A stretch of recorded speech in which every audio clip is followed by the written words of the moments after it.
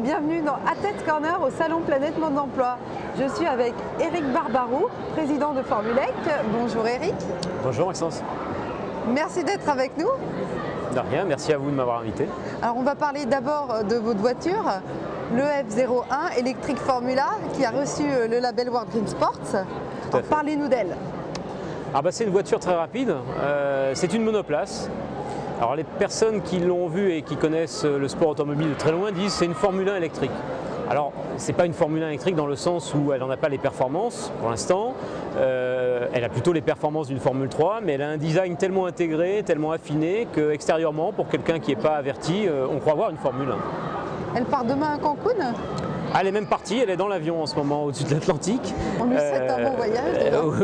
Oui, elle est dans la soute, mais elle est choyée puisqu'elle doit rouler dimanche ou lundi et être présentée par le gouvernement mexicain à leurs invités lors du sommet de Cancun, puisque ce sommet sur le changement climatique se tient depuis une semaine. Et ce sommet est agrémenté d'animation, de promotion autour de toutes les solutions technologiques relatives au développement durable, et le véhicule électrique évidemment en fait partie. Elle a déjà roulé beaucoup ? Elle a déjà fait 6 séances d'essai, donc c'est à la fois beaucoup et pas beaucoup. C'est pas beaucoup quand on regarde la complexité du développement d'une voiture de ce niveau-là. C'est une vraie révolution technologique, donc 6 séances de roulage, c'est pas énorme.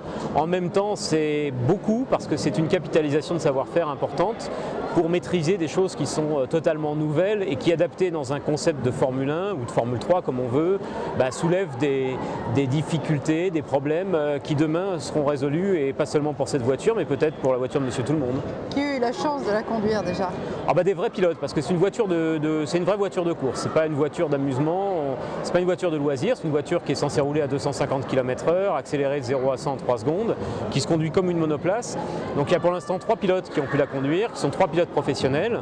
Alexandre Prémat, qui a fait les 24 heures du Mans, Jules Bianchi, qui a fait les premiers roulages et qui est comme le 3e pilote Ferrari Formule 1, et puis Jonathan Cochet, qui est un autre jeune pilote français très brillant. Et les 3 pilotes, c'est un de nos plus grandes satisfactions, c'est que ces 3 pilotes sont enchantés de la conduire. Donc vous n'avez pas pris le volant en fait?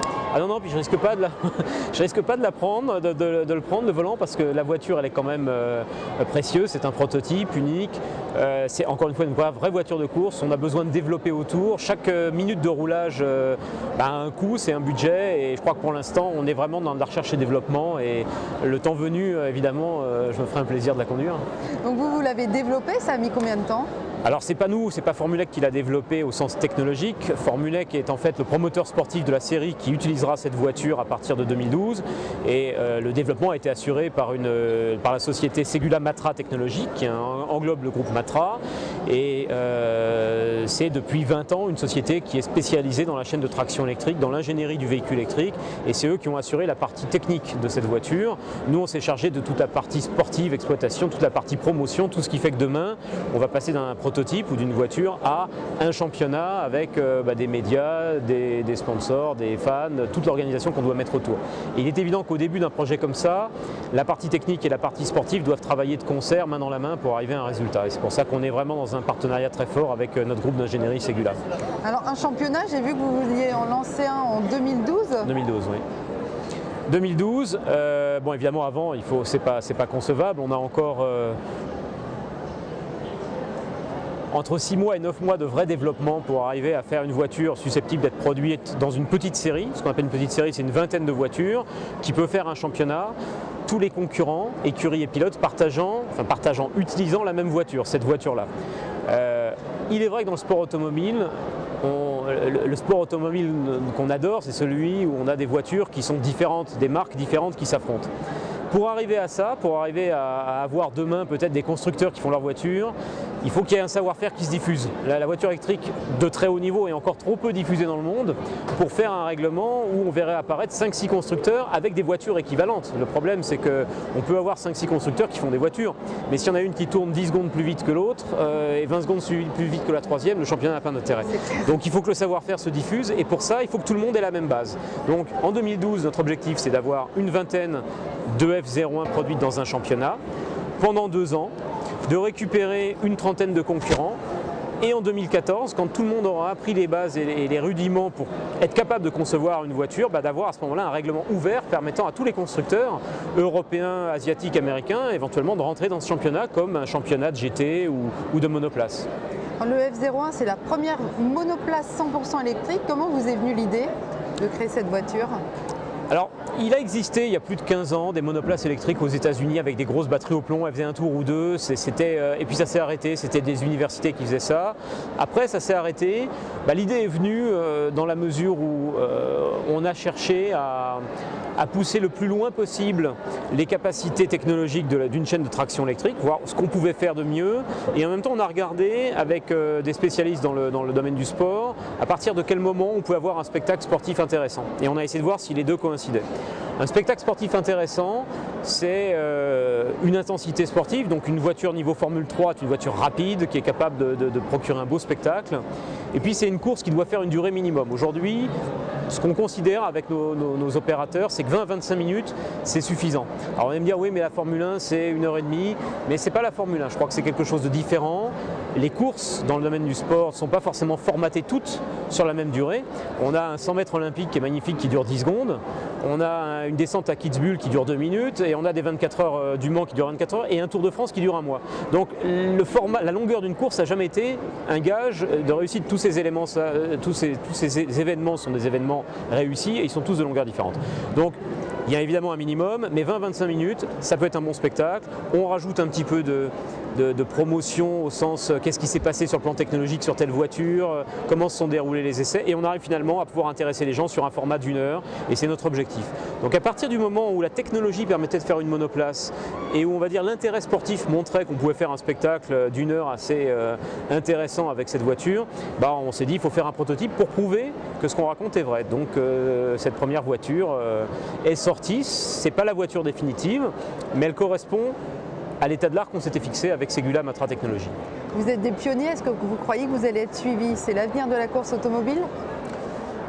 Je crois que c'est une partie, c'est-à-dire que le raisonnement, il ne faut pas avoir, je pense, un raisonnement extrême consistant à dire demain il n'y aura que des véhicules électriques, donc ça remplacera tout ce qui existe. Ça sera vraiment une erreur parce qu'on se tromperait dans la calibration du projet.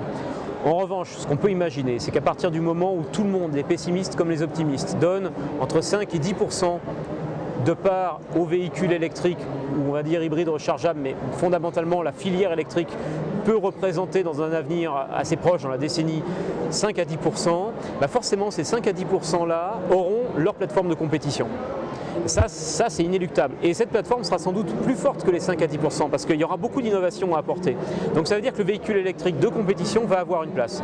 On l'a vu avec le trophée Andros, qui reste une épreuve nationale. Là on est sur un concept international de monoplace.